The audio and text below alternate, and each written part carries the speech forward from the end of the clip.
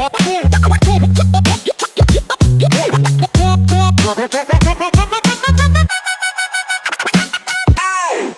right, y'all, welcome to the Lawrence Souffrant Podcast. I am Lawrence Souffrant, sponsored by Irvin Lee Productions. He makes me look good. Listen, if you haven't already, please like and subscribe so you can be notified of future content.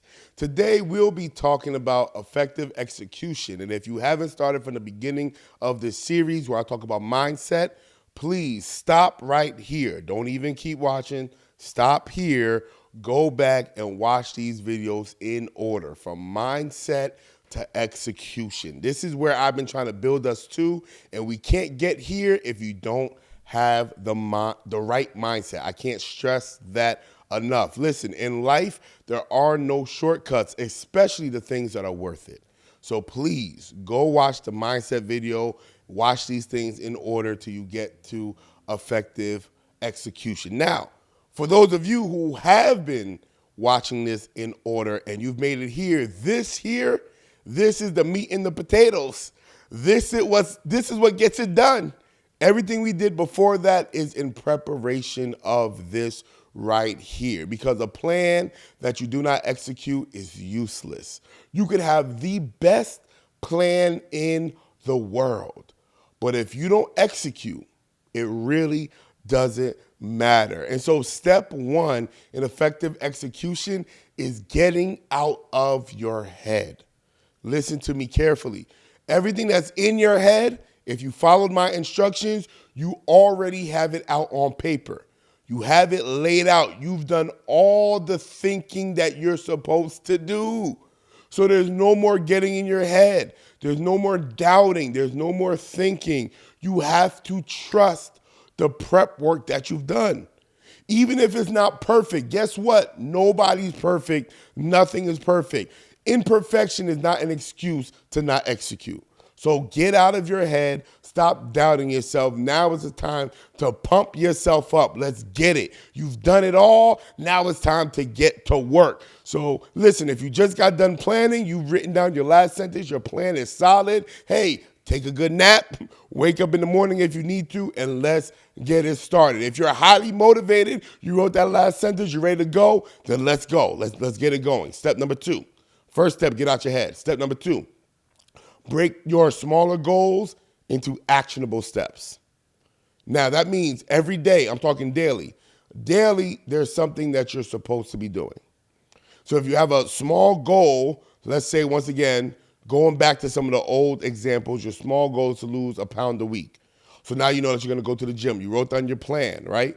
You're going to go to the gym, let's say 4 in the morning, because it's quiet, nobody's going to bother you, so that's when you're going to go to the gym. You know that you're going to lay it out, so boom. Now that you have that, now you're just going to execute it. You're just going to lay your clothes out. You're going to set your alarm for the time that you need to set it out, and that's a part of your goals. That's part of your execution, because your goal is to lose the 1 pound. Your execution is actually waking up. So here's the thing. It's day one of execution. You set your alarm clock for 3:30. You don't get up till 4:15. Get out your head. Now's not the time to beat yourself up. Get up. How much time do you have left? If you plan on doing an hour workout, you plan on getting at the gym at 4 o'clock, so you had to leave your house at 4:45, but you didn't get up till 4:15. I know it sounds crazy. It sounds like a failure. It's going to feel like there's no point. Listen to me. Do the bare minimum. We're talking about execution now. You woke up late, it happens. Get up, get ready, go to the gym. Even if you can only be there for 5 minutes, you know what you're going to do? You're going to work out for 5 minutes. You're going to walk the treadmill. You're going to get in the elliptical. You're going to do some jump roping. It doesn't even matter. It's imperative, listen, that you still go to the gym. Yes, you woke up late. It happens. It's day one. You expect to be perfect on day one? I get it. Lower your expectations. There's going to be some bumps on the road. Ultimately, you still have to get it done. And so that's an easy goal. But let's say your goal is something like, I don't know, building up your followers on YouTube. That's going to require a little bit more work, right? So that means you're going to have your content schedule. You're going to have everything that you're going to discuss. And now it's time to execute. You have to make sure that you have smaller tasks. That's remembering your camera, remembering your laptop, making sure that your memory card is clear. And you're going to handle all of that before you even start recording. Make sure that your laptop is charged. Make sure that your space is prepared, or even preparing your space. That's going to be a part of your daily task, okay? And that might be day one. Day two might be editing. So you have the time in which you're going to edit. You're going to start editing. Let's say you work a 9 to 5. So about 5:30 is when you're going to start now your editing. You know the program that you're going to use. You know that you're going to give yourself about 2 hours to edit. You're going to upload it. Maybe you can upload it after you record so that when it's time to editing, it's already done. However it is, now it's about getting to work without any excuses. When it comes to effective execution, here's the thing that you really need to remember. It is okay to start small. As a matter of fact, I recommend you start small. So if your goal is to work out, make it an easy workout. If your goal is to create content, short form content, 45 seconds, 60 seconds, something that is not intimidating. Edit those 60 seconds. Do what you have to do. Get yourself familiar. What has to happen, though, is you have to execute around the same time every single day. Even if you have weekly goals or weekly activities, you want to make sure that every week it's the same time, no matter what. Whatever comes up, yes, you have to adjust, you have to be flexible, but you need to start and end at the same time. So like for me, I start recording typically around 6 o'clock. Well, 6 o'clock, really, I do my pre-production meeting with my producer. Then we start recording and we try to wrap up around 8 o'clock. But sometimes we don't start our pre-production meeting till 6:30, 6:45. You know what's going to happen? We're still going to have our pre-production meeting. We're still going to record because that's the only way that we can execute. You have to learn that execution does not thrive in excuses. Execution does not thrive in excuses. And you can come up with every excuse in the book to not do the small thing. Something in your mind is going to say, this is so small, this is so insignificant, there's no point in doing it. I'm here to rebuttal all of that. It is very important that you do the small things.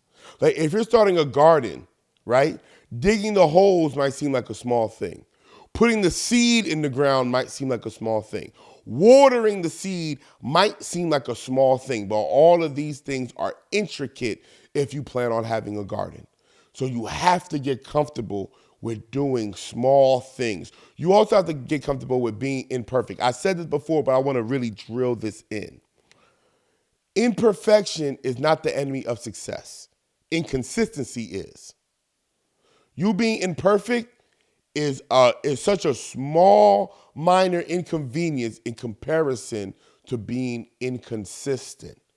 And so your effective execution is more about consistency than it is than it is about being perfect. So let this be your goal in all of your goals and all of the goals that we discussed, the vision casting and all that, with all your goals. Let consistency be the umbrella goal in everything, not perfection. I would even say this: be consistent before you optimize. Don't worry about optimization right now. I know you want the perfect plan in the beginning because you don't want to go back and do this all over again. That's what's been holding you back. Your inability to just be consistent. You'll be surprised how doing a little bit every day makes the major difference. For those of you who struggle with saving money, do you know that you would have $365 at the end of the year if you saved $1 a day? Think about that. And you're probably thinking $365, that's not a lot of money. It's not. But guess what? It's more than zero. It's more than the $5 that you're holding on to, right? The small things every day lead up to more things. So when I used to go visit my aunt, really I would visit my grandma in Brooklyn. But my aunt lived in my grandma's house. And my aunt used to have those 5-gallon water jugs. You know the water jugs that you would put on top of the water fountain and then you would press it, all the water come out? Well, she used to have 5-gallon empty jugs. And she would fill those jugs up with nothing but quarters. No nickels, no dimes, no nothing. And she would just, every time at the end of the day, she had some quarters in her pocket, she just threw the quarters in there. And then after a while, at some point, it would stack up. So that once it got full, that's when she would cash it out. there would be hundreds, if not thousands of dollars in there. And it was 25 cents here, 75 cents there, 50 cents here. It wasn't a whole lot of quarters that she would put in, but she would be consistent in making sure that she threw those quarters in that jug every time. And that consistency led to a savings that most of us wish we had. And what I'm here to tell you, that consistency, whether it's perfect or imperfect, doesn't matter. If you're consistent in your weight loss journey, if you're consistent in your content creation, if you're consistent in your study habits, if you're in school, if you're consistent in working that business plan and then running that business, if you're consistent in your marriage, showing up in your marriage, maybe I should give you some actual tips on how to be effective in your marriage. If that's something that you're interested in, write in the DMs. I could break that down very good.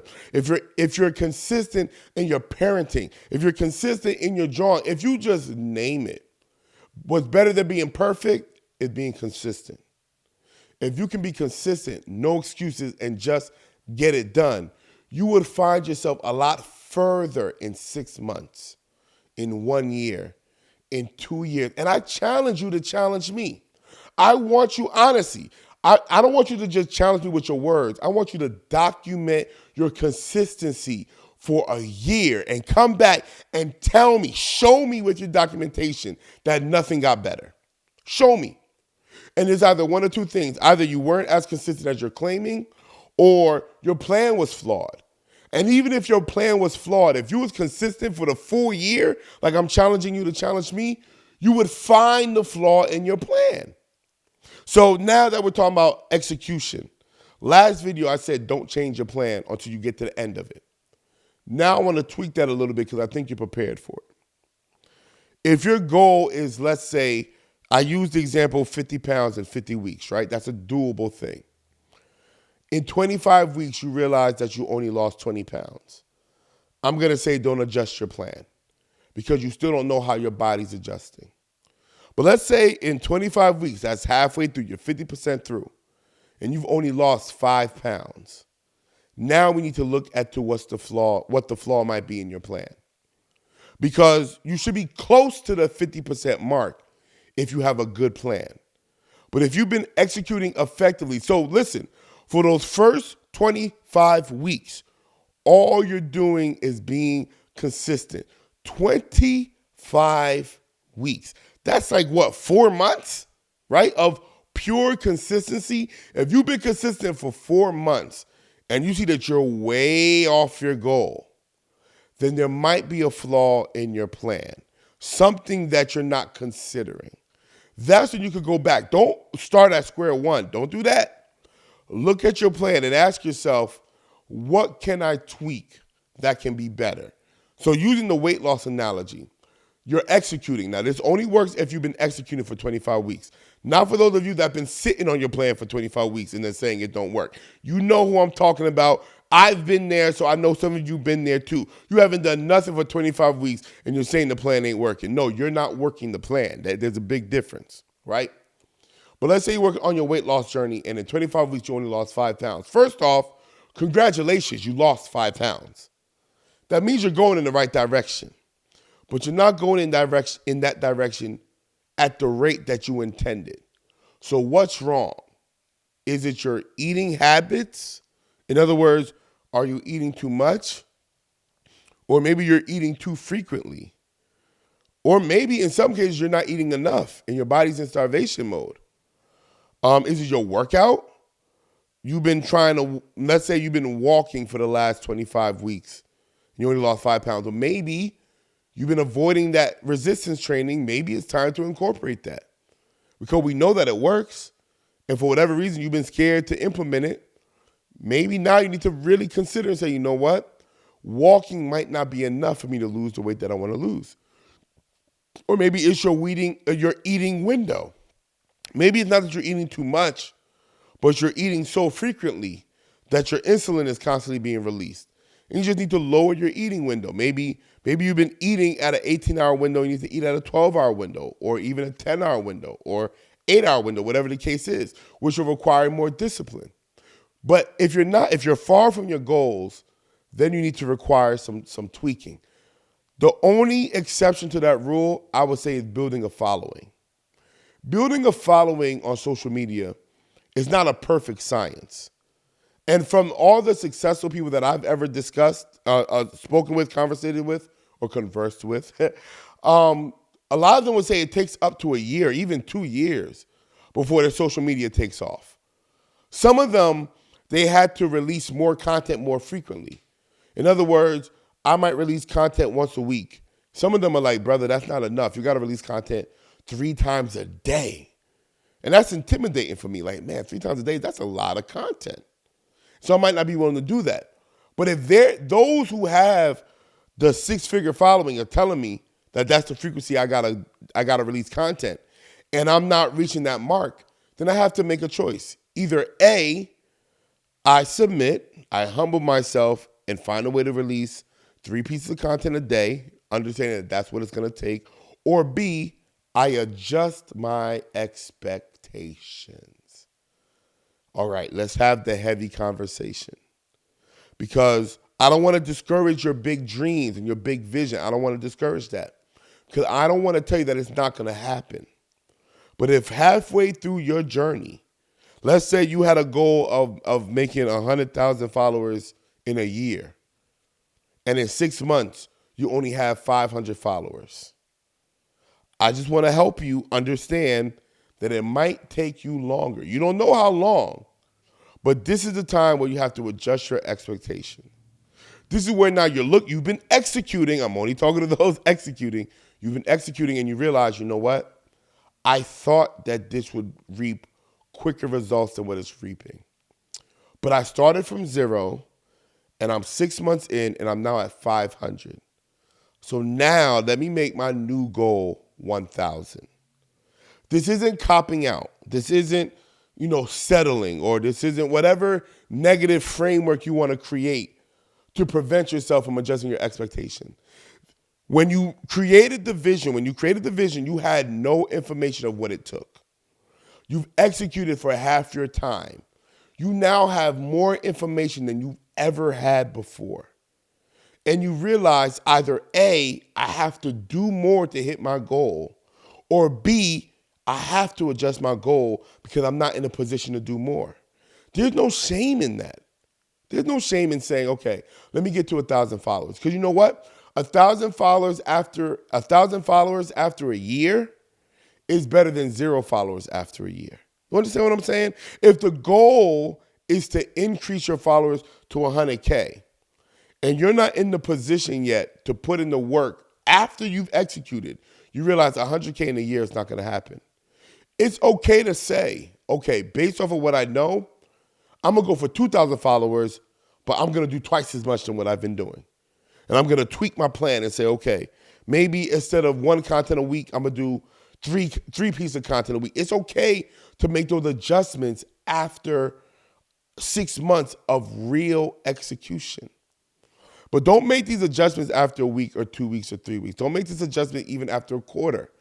I say wait until you're halfway through your plan. And a part of effective execution is effective documentation. You need to be documenting not just your results, but your process. So one of the things that I do, almost shouted out the gym, but they're not sponsoring me, so I'm not going to shout them out. But the gym that I go to, with the app that I use, it tells me how often I check in. So after every week, I would go to that calendar and I would see if I hit my goal. And that does something for me, right? To actually see the progress. Because the way that our minds work is that we're motivated by progress. And so for some of you, you're visual. So using the same workout ideology or example, have a physical calendar. And every time you go to the gym, put a circle in that whole date. In the days that you don't go to the gym, put an X. And when you start seeing those circles in a row, when you start to slack off, you start seeing more of those X's, there's something in you that's going to say, nah, bro, we need them circles. We need those. Let's go get those circles back. You need something tangible to look at to effectively document your process and your progress. So let's say you're writing a book for the authors out there. I haven't talked to you guys yet. Day one, let's say you're planning, I'm going to write a page a day. So when you write your page, your first page, have a log where you say 1 page written. The next day, you write another page. On that log, you're going to say 2 pages written. Notice, you're not going to say 1 page written again. You're going to build it up cumulatively. You want to see your progress. So at the end of the week, you should see 7 pages written. You know what's going to happen? You might find yourself inspired to write more pages in a day. But that's okay. As long as that number is going up daily, you have a visual, a marker, a measure that says, I'm really doing this. And I don't know about you, but for me, it's exciting. Every time another video is edited, or every time another video is published, every time I see growth on my channel, or I see growth in my following, or I see growth on my post numbers, whatever it is, every time I see that, I get excited. It's like, I'm really doing this thing. And some of you, you've been trying to keep that in your head. You've been trying to mentally remember your progress. No, even going back to the weight loss journey, write down your weight, but also take weekly pictures of your progress. I know for some of you, you're like, yo, I don't want to take no pictures of me like this. You should. Because you know what's going to happen? In 90 days, let's say 90 days. In 90 days, you're going to look at the scale and you might say, dang, yo, I only lost X amount of weight and I thought I would make X amount of weight. But then when you look at those pictures and you realize, wait a minute, I'm significantly smaller than I was. That's your motivation to keep going. Because the thing about weight loss is not just about the number on the scale. It's literally about your body composition. But you know how it is. You see yourself every day. You can't see those small changes. I know you might think you see it. And if you're like me, every time I look in the mirror, I see them abs. What? You can't tell me those abs ain't there. Look carefully. I see the cut. I try to get the lighting just right so you can see, like, you know what I mean, the contrast. Yeah. But no, there's nothing like looking at the pictures and actually watching yourself get smaller or bigger, depending on what your goal is, week by week by week. But you're not going to compare week 1 to week 2 picture. You're not going to do that. You're going to get to week 25. You're going to compare that to week 1. Or you're going to get to week 12 if we're talking 90 days. You're going to get to week 12. You're going to compare yourself to week 1 or day 1. And you're going to realize that you've made progress because that's what consistency does. Let me give you a secret. It is impossible to not grow when you're being consistent. If you've never heard that before, I want that to be a part of your mantra. It is impossible to not grow if you're being consistent.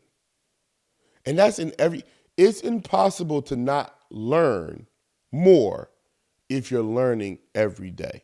Honestly, if you take 15 minutes of your day, every day, and you read something about what you're trying to learn about, and you do that every day for a year, it's impossible, listen to what I'm telling you, that by the end of the year, you don't know significantly more than what you did in day 1. 15 minutes every day? Impossible. If you work on your stretches every day for 10 minutes, 15 minutes, it is impossible for you to not be more flexible if you've been stretching every single day. If you are consistent, you will grow. See, on day 1 is faith. But on day 365, it's proof. Consistency produces growth. You cannot practice an instrument every day and not become better at that instrument. You can't practice drawing. I can go on and on with the examples. Even if you didn't hear your example, learn the principle. If you are consistent every day, you will be better by the end of the journey. So the only thing that's stopping you from being better is your consistency. The only thing that's stopping you from being consistent is your lack of planning. And the only thing that's stopping you from planning is your self-doubt and the self-hate and all the talk that says you can't do it. And I'm telling you, you can. If you don't believe me, you don't have to believe me. Put me to the test. I have given you literally practical, pragmatic things that you can do to prove me wrong. So start today or start tomorrow with your execution and prove to me that if you do it every day consistently that you don't become better. Prove it to me. I will take that challenge out. Matter of fact, I'm going to make it even sweeter.